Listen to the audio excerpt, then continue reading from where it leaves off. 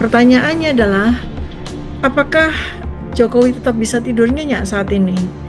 Tidak adakah suatu mekanisme hukum apapun yang bisa digunakan untuk memeriksa kemungkinan keterlibatannya dia agar tuduhan-tuduhan tidak menghasilkan fitnah?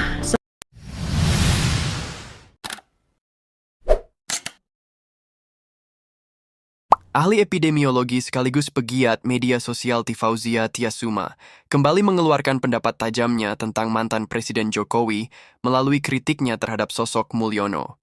Penjara sosial sudah terjadi pada seorang Mulyono, ujar Tifa di XX Dr. Tifa Sabtu 15 Maret 2025. Ia menilai keberanian Mulyono kini hanya tampak saat melakukan perjalanan Solo Jakarta Solo dengan dalih menengok cucu. Tifa juga mengaitkan kondisi tersebut dengan penangkapan Presiden Duterte oleh OCCRP, lalu mempertanyakan apakah Mulyono akan berani bepergian ke luar negeri. Kita lihat saja, tukasnya. Ia menambahkan bahwa jika Mulyono harus dipenjara, hal itu akan menjadi tantangan tersendiri karena kecerdikannya telah membuat banyak pihak terseret dalam skandal mega korupsi.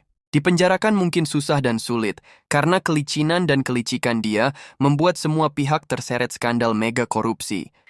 Tanggal tepatnya 2 Desember 2024, investigasi OCCRP, Organized Crime and Corruption Reporting Project, menyoroti adanya aliran dana yang mencurigakan selama masa kepemerintahan Presiden Jokowi. Indonesian Corruption Watch, ICW, merilis data bahwa korupsi di era 10 tahun masa kepemimpinan Jokowi mencapai titik tertinggi.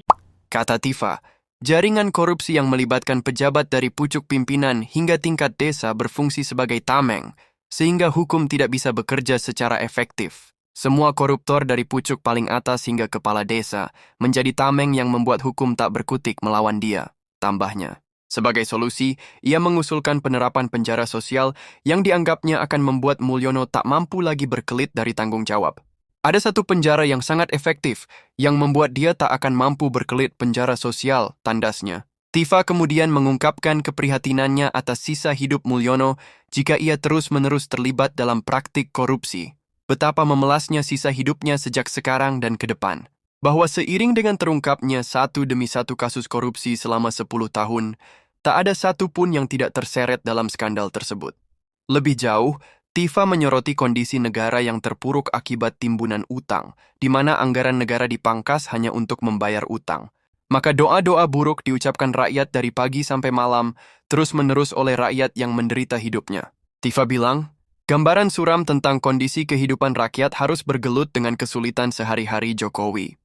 Ada satu lagi hukuman yang nggak bisa dihindarkan oleh siapapun yang berbuat kejahatan, yaitu apa? Penjara sosial. Mungkin dia tidak akan pernah tersentuh pengadilan. Mungkin dia akan tetap dikelilingi oleh sistem yang melindunginya. Tapi ada satu hal yang tidak bisa dihindari. Penjara sosial. Kemanapun dia pergi, rakyat tidak akan lupa. Setiap kebijakan yang merugikan akan terus diingat oleh rakyat. Setiap kali rakyat menghadapi kesulitan, namanya akan terus disebut. Jadi itu bahkan tanpa sel penjara, dia akan terus hidup dalam bayang-bayang kesalahan yang telah dibuat. Sebelumnya, Jokowi masuk dalam nominasi pejabat terkorup versi OCCRP yang merupakan singkatan dari Organized Crime and Corruption Reporting Project, organisasi jurnalis anti korupsi terbesar di dunia. Organisasi itu merilis daftar finalis Person of the Year 2024 untuk kategori kejahatan organisasi dan korupsi. Dalam daftar tersebut, Jokowi masuk sebagai salah satu nama yang disebut sebagai pemimpin dunia paling korup.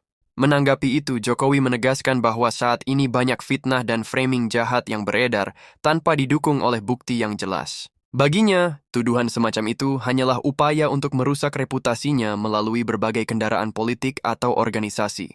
Jadi kalau korupsi di era Jokowi itu ternyata bersifat sistemik dan menyeret hampir semua pihak, termasuk aparat hukum, parlemen, militer, oligarki juga terlibat semuanya, maka menegakkan keadilan di dalam negeri akan sangat sulit, walaupun tetap bukan tidak mungkin. Nah, celah-celah hukumnya tuh gimana? Coba ya kita lihat ya. Instrumen hukum yang bisa dipakai sebagai celah untuk melakukan pengadilan ya. Pertama MK, Mahkamah Konstitusi. Kita serial dulu aja ya, nggak membahas MK yang zaman dulu. Itu bisa nggak sih kalau misalnya kebijakan Jokowi ternyata terbukti melanggar konstitusi dan berujung pada praktik korupsi yang sistemik? Oh, ternyata bisa diajukan sebagai judicial review ke MK, bisa. Contoh misalnya Undang-undang Cipta Kerja, Omnibus Law, yang dinilai menguntungkan oligarki dan merugikan buruh dan petani itu bisa dijadiin dasar